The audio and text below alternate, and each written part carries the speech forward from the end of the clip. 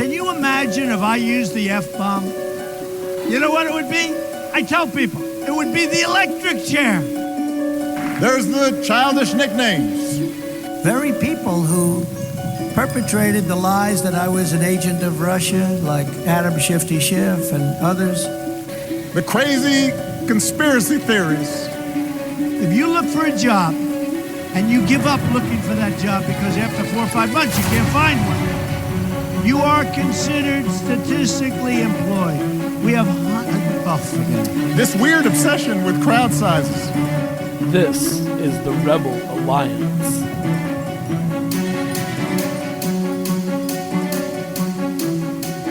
We must not just assume that this nightmare ends in 4 years' time, when, before now, we would have had another presidential election.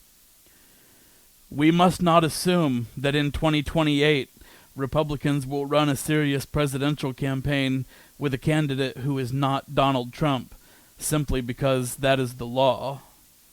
We must not even assume that this ends if Donald Trump dies in office, because the Russian-owned Republican Party is full of surrogates ready to pick up where he leaves off.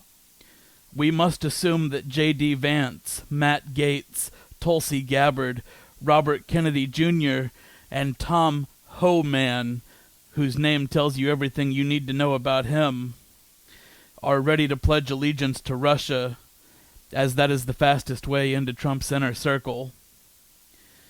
Vladimir Putin might even already have plans to install Elon Musk as the United States president, as he has twice installed Trump. After all, if we're going to pretend the 22nd Amendment doesn't exist, there's no reason to assume that anything else in the Constitution is still relevant either. Elections? We don't need those anymore. Term limits? Let's be clear. Donald Trump may only intend to serve one more term, but he does not intend for that term to end until he dies. If he even believes that he will die. And then instead of the vice president taking over, the presidency can be taken over by the Beavis and or butthead of the Trump family, Eric and Moron Jr. Right now, 2028 feels like a long way away.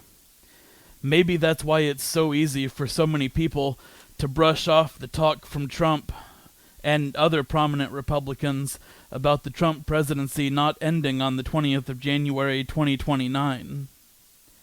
This must be taken seriously. Right now. Today. I want to remind you of July 26th, 2024, when Trump made these remarks to a crowd of conservative Christians. Christians, get out and vote just this time. You won't have to do it anymore. 4 more years, you know what? It'll be fixed. It'll be fine. You won't have to vote anymore, my beautiful Christians. I love you, Christians. I'm a Christian. I love you. Get out. You got to get out and vote. In 4 years, you don't have to vote again. It sure sounds like he's joking, right? Spoiler, he's not joking. And this is not even close to being the first time he has brought it up. In 2018, Trump suggested that he was automatically owed an extra term with no election needed, because that's how it works if you're impeached but not convicted. Well, of course that's accurate. Right, President Clinton? Or does that only work for Republican presidents? Asking for a friend. Whether or not this was the case 9.5 years ago when Donald Trump rode down the escalator and the United States began to descend toward its own dismantling, Donald Trump now intends to retain executive power until he dies.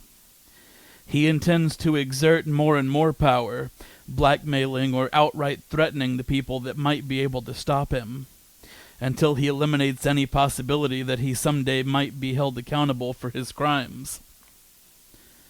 I urge any Republicans, particularly in the Senate, to have the guts to do so Stand up to Trump, even if it means risking your career for what you know in your heart is right.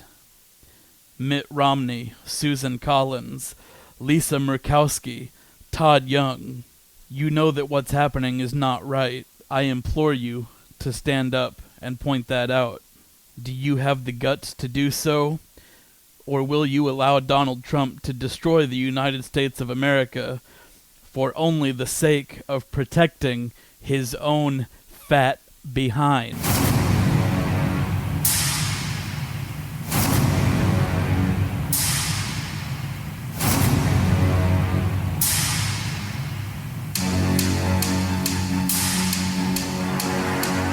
There are arguments happening right now concerning the exact meaning of the 22nd Amendment.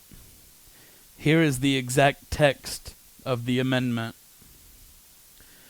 No person shall be elected to the office of the President more than twice, and no person who has held the office of President or acted as President for more than 2 years of a term to which some other person was elected shall be elected to the office of President more than once.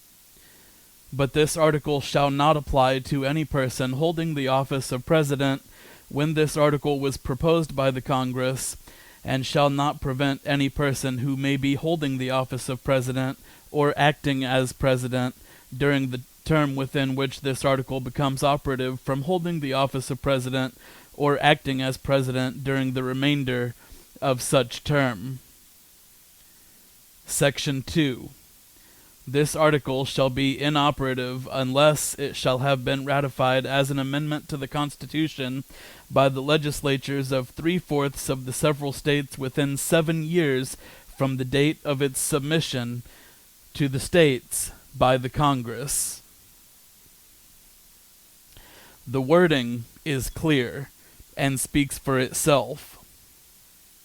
Non-consecutive terms are irrelevant.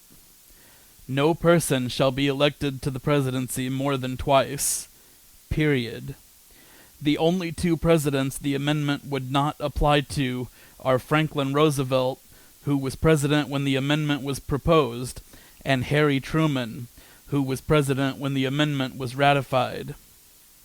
Since Roosevelt has been dead since 1945, and Truman has been dead since 1972, they are both likely to be as out of touch with reality as Trump.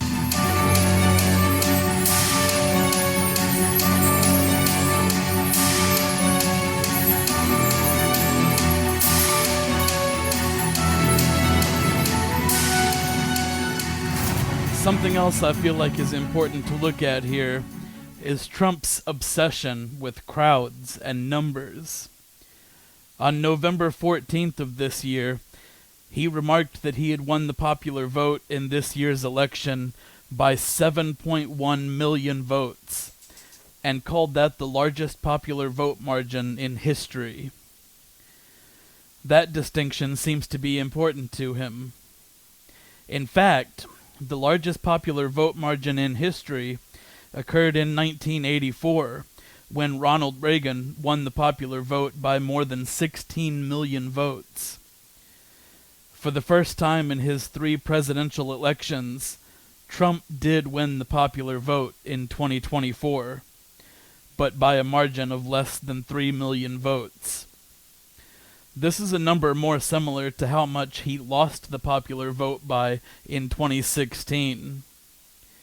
His alleged 7 million vote margin is probably something that his twisted brain must believe in order to refrain from admitting that he lost the popular vote by more than 7 million in 2020.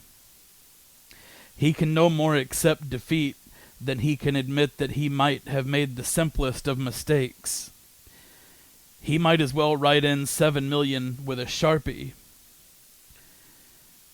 His 2024 popular vote victory does qualify as the 5th smallest margin in history.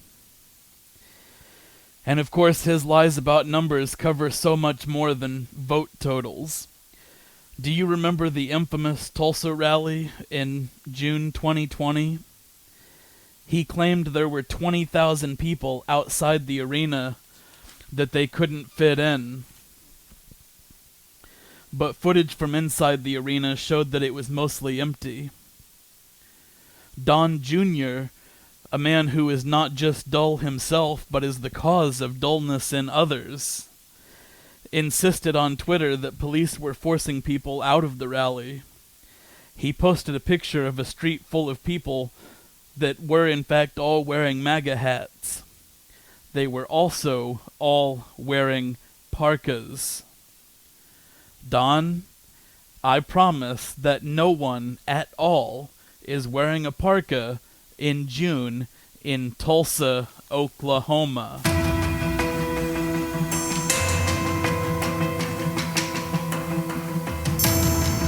Still ahead on Rebel Alliance, we'll take a look at this week in history.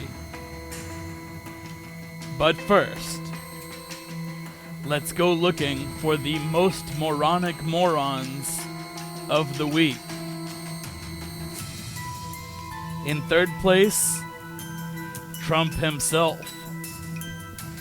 Trump posted on Truth Social, "We're coming up on the 5-year anniversary of COVID. And if you recall, under President Trump's leadership, we had incredible public health policies. President Trump's unparalleled creation of Operation Warp Speed was one like we've never seen before." And then he credited this to Dr. Jeanette Nesheiwat. Now, I cannot find any evidence that Dr. Jeanette Nesheiwat said this. I'm still looking. Also, incredible public health policies, sir?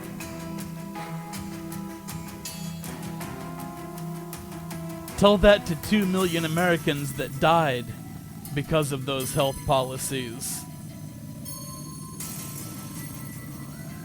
In second place, Sean Hannity. Sean Hannity said, "Democrats are blaming Biden for the election loss, even though he was forced out in what was obviously a coup, because he won the primaries." Mr. Hannity, Joe Biden dropped out of the election. Just because he won the primary, there is no law that forces him to continue to run. If you want to talk about a coup, we can discuss January 6th. But in first place, Fox News, quote, comedian, unquote, Greg Gutfeld, for these remarks. Quote, "ABC is looking to add a conservative guest host to The View.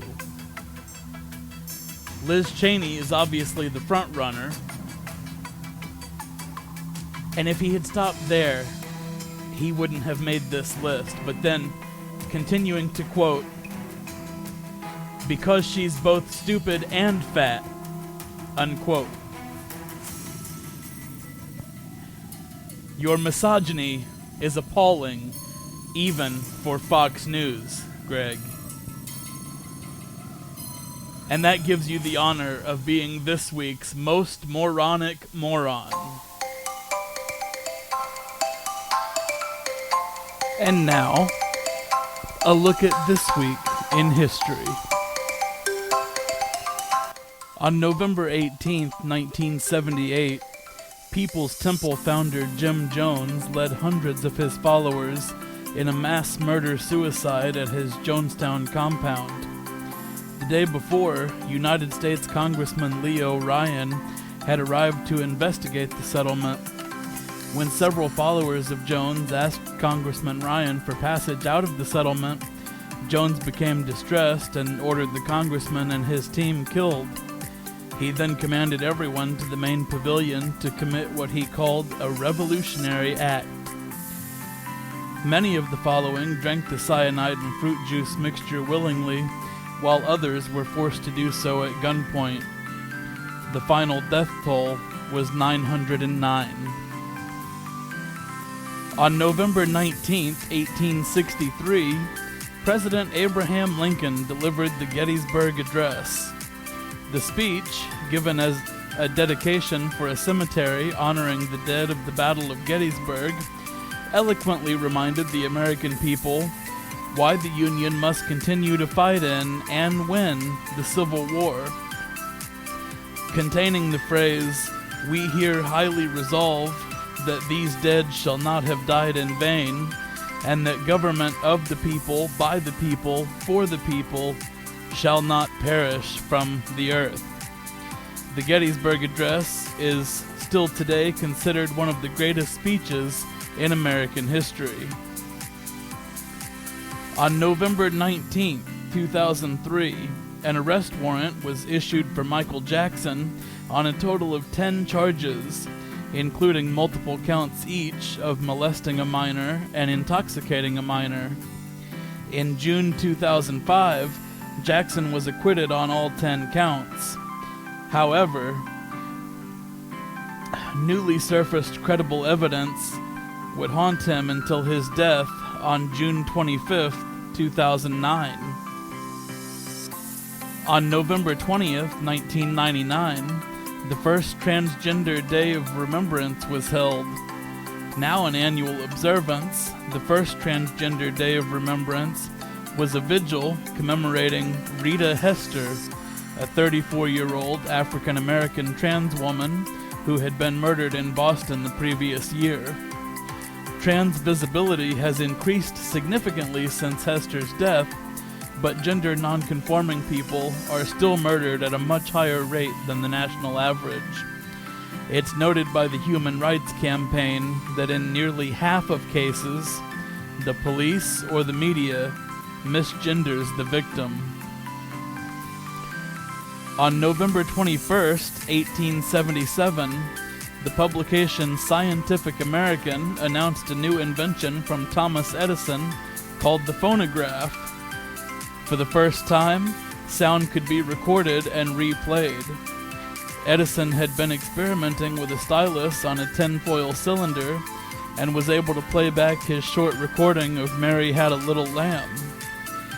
The article in Scientific American stated, "Speech has become, as it were, immortal."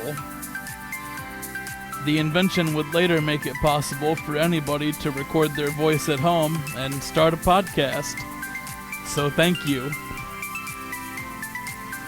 And that's This Week in History on Rebel Alliance.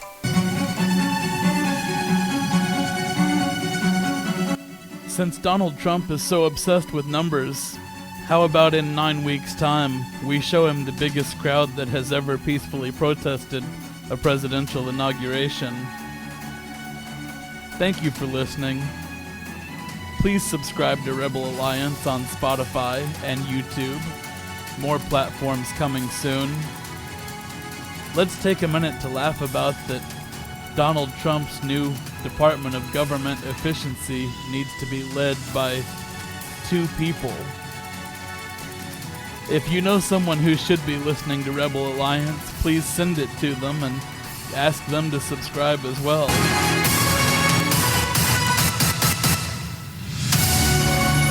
That's Rebel Alliance for this week, 9 weeks until the inauguration of lame duck President Donald Trump, and 217 weeks until the scheduled end of his presidency.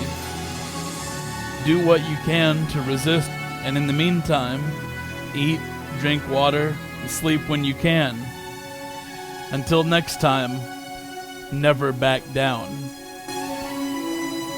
The crowd was massive. That was all the way back down to the Washington Monument.